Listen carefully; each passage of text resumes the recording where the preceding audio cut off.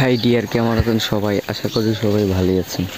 তো আজকে নতুন জানাই স্বাগতম আমাদের এই নতুন চ্যানেলে। আজ হয়তো তোমাদের এইসব সংক্রান্ত ভিডিও দেওয়া হবে। তোমরা আমাদের চ্যানেলটাকে সাবস্ক্রাইব করে দেবে এবং ভিডিওটি ভালো লাগলে অবশ্যই ভিডিওতে একটা লাইক দেবে। তো আজকে হচ্ছে ডিজিটাল প্রযুক্তি সপ্তম শ্রেণী দ্বিতীয় অধ্যায় সংক্ষিপ্ত প্রশ্ন, অর্থাৎ তোমাদের যে সিলেবাসে দ্বিতীয় অধ্যায়টি রয়েছে সেই দ্বিতীয় অধ্যায়টিকে কভার করে যে প্রশ্নগুলো রয়েছে সেই প্রশ্ন সংক্রান্ত আজকের ভিডিওটি।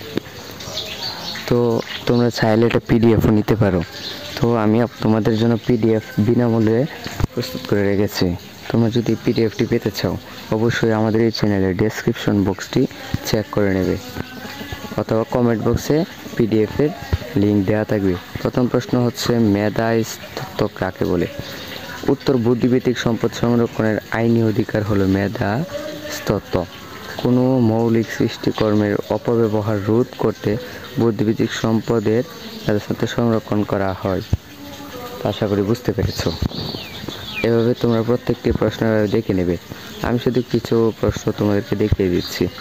সেটা হচ্ছে প্রশ্ন 3, বিশ্ব বাণিজ্য সংস্থায় বাংলাদেশ কততম সদস্য? বাংলাদেশ 28তম সদস্য।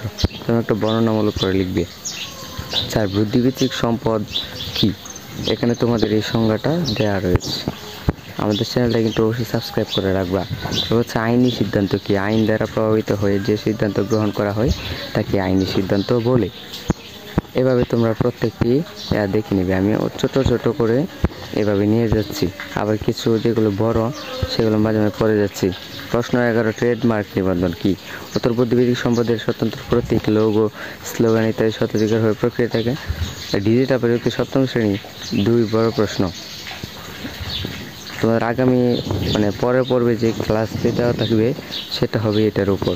ডিজিটাল প্রযুক্তি সপ্তম শ্রেণী দ্বিতীয় অধ্যায়ের বড় প্রশ্ন যেগুলো, যেমন ধরো একটা প্রশ্ন এখানে দেওয়া রয়েছে, তোমার এলাকায় একজন লোক ভালো দধি তৈরি করে কৌশল ফর্মুলা জানেন, ফলে তার দধি সারা দেশে জনপ্রিয়। তোমরা কি মনে হয় তার দধি তৈরির কৌশল একটি বুদ্ধিবৃত্তিক সম্পদ? মতামত দাও। এই দেখো, এত বড় একটা প্রশ্ন, ঠিক আছে? উত্তরটা তোমরা যদি একটু স্ক্রল করে দেখো কত বড় উত্তর। এটা হচ্ছে রচনামূলক, অর্থাৎ যেটা দৃশ্যপাঠ অর্থাৎ প্রেক্ষাপটবিহীন। এরকম ভিডিওটি আমরা পরে পর্বে দেব। আর তোমরা আগের যে ভিডিওটি দিলাম, আগে যে প্রশ্নগুলো দিলাম, আগে মোট 11টি প্রশ্ন রয়েছে। সেই 11টি প্রশ্ন তোমরা পিডিএফ আকারে পেতে অবশ্যই কমেন্ট বক্স এবং ডেসক্রিপশন বক্সে লিঙ্ক দেওয়া থাকবে। তোমরা লিঙ্কে ক্লিক করে সোজা পিডিএফটাকে ডাউনলোড করে নেবে। ওকে এভরিওয়ান।